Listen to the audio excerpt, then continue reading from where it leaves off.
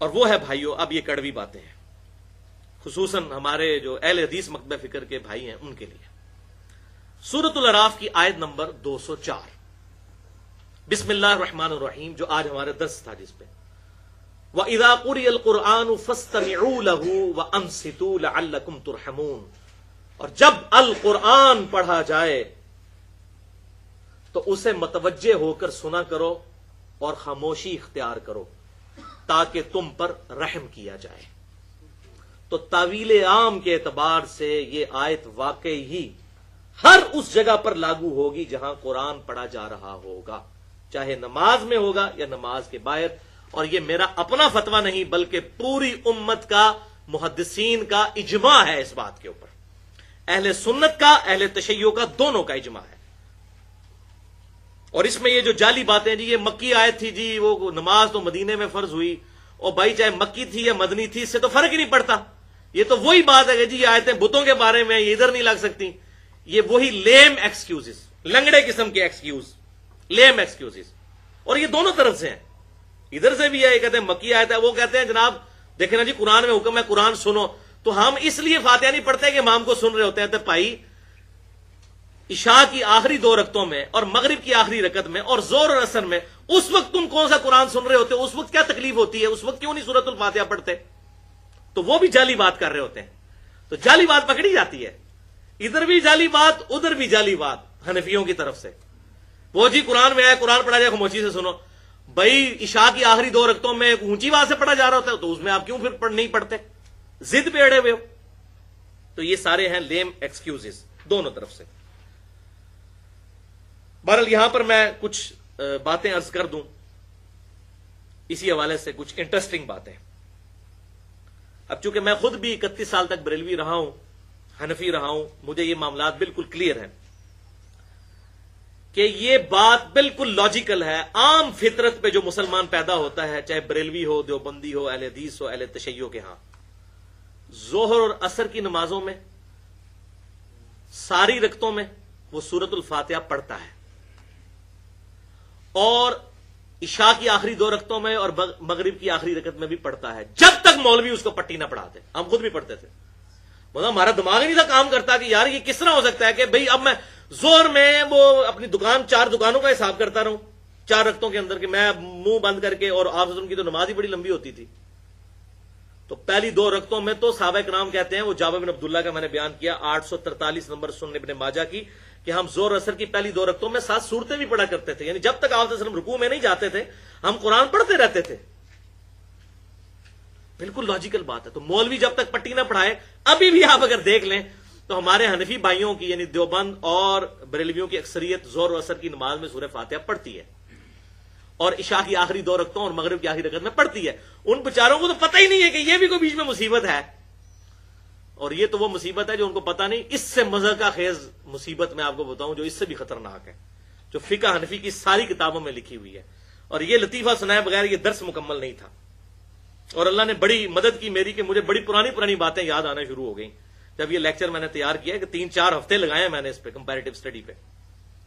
وہ بات کیا یاد آئی، فقہ حنفی کی ساری کتابوں میں، چاہے وہ عربی میں ہو یا اردو میں ہو، بار شریعت کھول لیں، بہشتی زیور کھول لیں، فتاوی علمگیری کھول لیں، در مختار کھول لیں، اس پہ فتاوی شامی رد المختار کھول لیں، اس میں یہ بات لکھی ہوئی ہے بھائیوں کہ اگر کوئی مقیم مسافر کے پیچھے نماز پڑھے تو مسافر تو 2 فرض پڑھ کے سلام پھیر دے گا نا، تو کہتے ہیں مقیم نے پڑھنی ہے 4، امام تو فارغ ہو گیا، تو مقیم جب آخری 2 رکعتوں میں کھڑا ہوگا نا تو خاموشی سے وہ اپنا قیام کرے گا۔ امام صاحب بیچارے جوتیاں پا کے کاٹ جا چکے ہیں، وہ کہتے ہیں نہیں وہ چونکہ امام کے پیچھے ہی شمار ہے۔ اب مجھے بتاؤ یہ دنیا کی کس ڈکشنری میں وہ امام کے پیچھے شمار ہوگا؟ امام نے تو سلام پھیر دیا اور نماز مکمل کر چکا ہے۔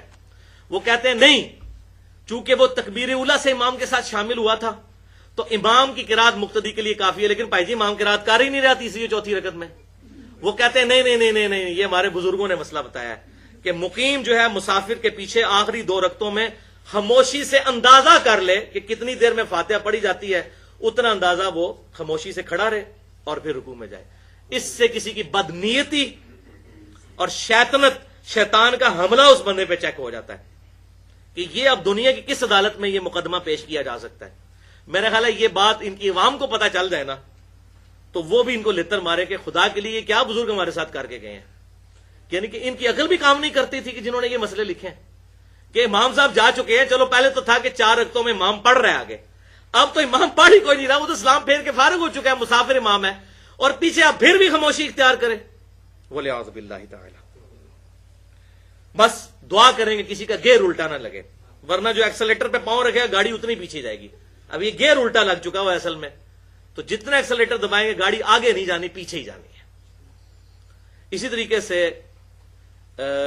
ہم خود بھی بریلوی رہے 31 سال تک, جو بند میں بھی عرصہ گزرا, اس وقت بھی الحمدللہ میری یہ عادت تھی کہ فجر کی نماز میں اگر میں مسجد میں پہنچوں اور امام نے نماز شروع کر لی ہو تو میں کبھی سنتے نہیں پیچھے پڑتا تھا.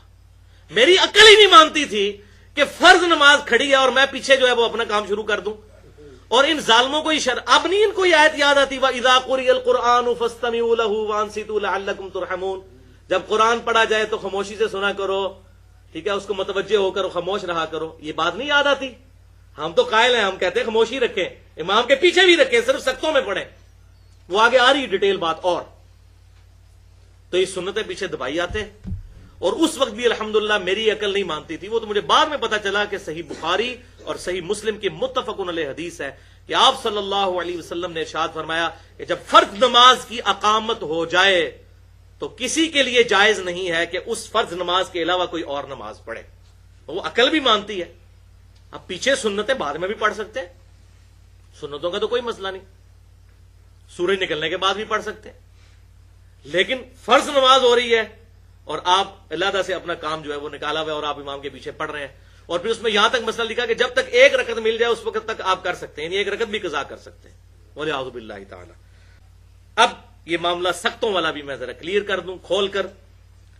امام بخاری کی کتاب جز القرا سے ورڈ بائی ورڈ امام بخاری کے میں الفاظ بیان کرنے لگا ہوں, خصوصاً ہمارے اہل حدیث بھائیوں کے لیے, کیونکہ وہ بھی اس میں الا ماشاءاللہ غلطی کا شکار ہے. جز القرا حدیث نمبر ہے 36. امام بخاری رحمت اللہ علیہ حدیث لے کر آئے سیدنا ابو ہریرہ رضی اللہ تعالیٰ عنہ کا قول کہ ہم آپ صلی اللہ علیہ وسلم کے پیچھے جب نماز پڑھتے تو آپ صلی اللہ علیہ وسلم نماز میں سکتہ فرمایا کرتے تھے. 2 سکتے, ایک فاتحہ سے پہلے اور ایک رکوع میں جانے سے پہلے. لیکن یہ پہلی رکعت میں, دوسری رکعت ڈائریکٹ فاتحہ سے شروع کرتے تھے, رکوع سے پہلے والا سکتہ اس میں ہوتا تھا. تو اب امام بخاری کے ذرا کامنٹ سنیں اسی حدیث نمبر 36 کے تحت. وہ کہتے ہیں ابو سلمہ بن عبد الرحمن تابعی, میمون بن مہران تابعی اور سعید بن جبیر تابعی رحمہم اللہ اجمعین. سعید ابن جبیر کے تو کیا کہنے, الحمدللہ شیعان علی میں سے تھے اور مخالفین بنو امیہ تھے, اور یہ وہی ہیں جن کو حجاج ابن یوسف نے اپنے دربار میں قتل کروایا تھا.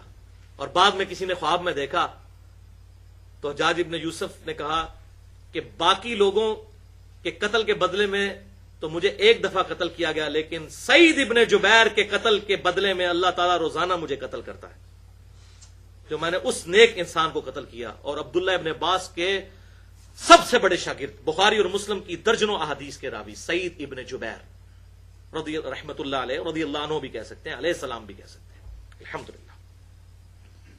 یہ 3 تابعی کا امام بخاری لکھ کے کہتے ہیں, اور دیگر اسلاف رحمہم اللہ سختوں میں قرات کے قائل تھے, سختوں میں جب امام خاموش ہوتا ہے.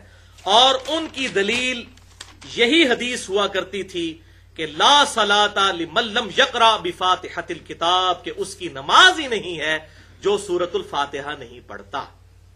پھر جب امام قرات کرتا تو وہ خاموش ہو جایا کرتے تاکہ اللہ تعالی کے ارشاد پر عمل ہو. یہ امام بخاری کہہ رہے ہیں, میں نہیں کہہ رہا.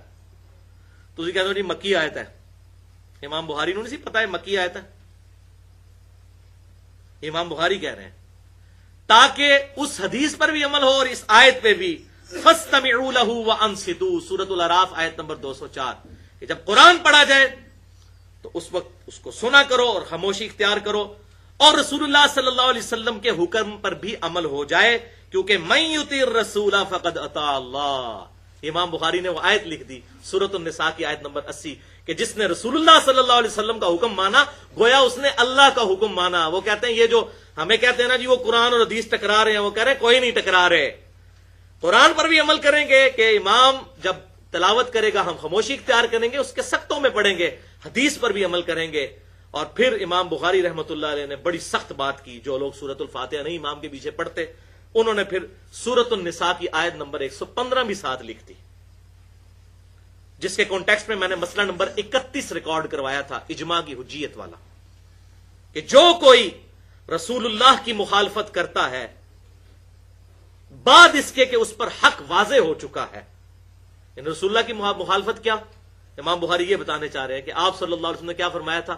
لا صلاۃ لمن لم یقرأ بفاتحۃ الکتاب. تو سورۃ الفاتحہ نہ پڑھنا رسول اللہ کی مخالفت ہے. بعد اس کے کہ اس پر حق کھل چکا اور مومنین کے راستے کو چھوڑ دیتا ہے. یعنی کس کے؟ صحابہ کرام علیہم رضوان کے.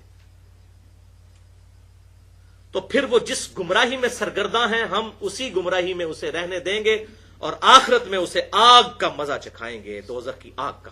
وَلِعَاذُ بِاللَّهِ تعالی. اتنی سخت یہ آیت امام بخاری نے اس جگہ پر نقل کی حدیث نمبر 36 کے اندر جز القراء امام بخاری کی کتاب میں. اور یہ نہ سمجھیے گا بھائیو امام بخاری نے کوئی خود سے فتویٰ لگایا. سیدنا ابو ہریرہ رضی اللہ تعالیٰ عنہ جو ساری احادیث کے راوی ہیں، ان کا قول صحیح سند کے ساتھ جز القراء میں امام بخاری نے 274 نمبر پر حدیث وہ نقل کی، حدیث موقوف، وہی جو آپ کے اس ریفرنس پیج کے اوپر سیکنڈ لاسٹ لکھی ہوئی ہے. للامام سکتتان، امام کے لیے ہیں دو سکتے. فاغتنموا القراءۃ فیہما بفاتحۃ الکتاب، تو ان دو خاموشیوں اور سکتوں میں سورۃ الفاتحہ پڑھنے کو غنیمت سمجھو. اور اس سے بھی بڑھ کر سیدنا عبداللہ بن عمر بن عاص رضی اللہ تعالیٰ عنہ کا قول بھی نقل کیا، بلکہ یہ مرفوع حدیث کے درجے میں ہی آ جائے گی یہ بات. امام بہقی نے اپنی کتاب کتاب القراء کے اندر حدیث نمبر 301 اور 302 انہی دو سختوں کے بارے میں عبداللہ بن عمر بن عاص رضی اللہ تعالیٰ عنہ، یہ وہی صحابی ہیں جو حضور صلی اللہ علیہ وسلم کی ہر بات لکھ لیا کرتے تھے. سنن نبی داؤد میں آتا ہے. پھر کچھ صحابہ نے کہا آپ انسان ہی ہیں، کوئی بعض کہا تھا آپ جذبات میں بھی کوئی بات کر دیں، تو انہوں نے حدیثیں لکھنا چھوڑ دی. تو آپ صلی اللہ علیہ وسلم نے اپنی مبارک زبان پکڑ کر فرمایا کہ اللہ کی قسم اس زبان سے حق کے سوا کچھ نہیں نکلتا. تو یہ حدیثیں لکھا کرتے تھے اور صحیح بخاری میں موجود ہے. حضرت ابو ہریرہ کہتے ہیں مجھ سے بھی زیادہ حدیثیں عبداللہ بن عمر بن عاص کے پاس ہے، کیونکہ میں زبانی یاد رکھتا ہوں اور وہ لکھ لیتے ہیں. اور انہی کا وہ صحیفہ صادقہ بھی موجود ہے جس کے قلمی نسخے بھی مل چکے ہوئے ہیں. عبداللہ بن عمر بن عاص رضی اللہ تعالیٰ عنہما. تو کتاب القراء امام بہقی کی 301 اور 302 نمبر حدیث وہ کہتے ہیں کہ جب آپ صلی اللہ علیہ وسلم سکتہ کرتے تو ہم آپ صلی اللہ علیہ وسلم کے پیچھے سورۃ الفاتحہ پڑھا کرتے. پھر آپ صلی اللہ علیہ وسلم جب قرات شروع کرتے تو ہم خاموشی اختیار کر لیتے. اس کے بعد جب آپ صلی اللہ علیہ وسلم خاموش ہو جاتے یعنی دوسرا سکتہ کرتے تو پھر ہم قرات کرتے، یعنی ہم سے مراد جو بعد میں شامل ہوئے ہوتے. اور کیوں کرتے؟ ساتھ ہی اسی حدیث میں آتا ہے عبداللہ بن عمر بن عاص کہتے ہیں کہ آپ صلی اللہ علیہ وسلم ہم سے فرمایا کرتے تھے کہ ہر وہ نماز جس میں سورۃ الفاتحہ نہ پڑھی جائے وہ ناقص ہے، اس لیے ہم نماز میں سورہ فاتحہ بھی سکتوں میں پڑھا کرتے تھے. الحمدللہ بھائیو بالکل حق واضح ہو گیا. خود ہی فیصلہ کریں کہ سیف سائیڈ کون سی ہے. اور یہاں پر میں فتویٰ نہیں لگاتا، لیکن یہ حدیث میرے امام کا تقاضا ہے، میں ضرور بیان کروں. سنن نبی داؤد میں انٹرنیشنل نمبرنگ کے مطابق 866 اور سنن ابن ماجہ میں 1426 اور مسند امام احمد میں بھی موجود ہے، المستدرک للحاکم میں بھی موجود ہے. امام ذہبی نے بھی موافقت کی ہے کہ آپ صلی اللہ علیہ وسلم نے ارشاد فرمایا قیامت کے دن سب سے پہلا سوال نماز کے بارے میں ہوگا. جس کی نماز درست نکل آئی اس کے اگلے سارے معاملات آسان ہوتے چلے جائیں گے، اور جس کی نماز درست نہ نکلی لا صلاۃ لمن لم یقرأ بفاتحۃ الکتاب، جس کی نماز درست نہ نکلی، ناقص نکلی، تو اس کے سارے معاملات آگے مشکل در مشکل ہوتے جائیں گے اور ذلت اور رسوائی اس کا انجام ہوگا. وَلِعَاذُ بِاللَّهِ تَعَالَى.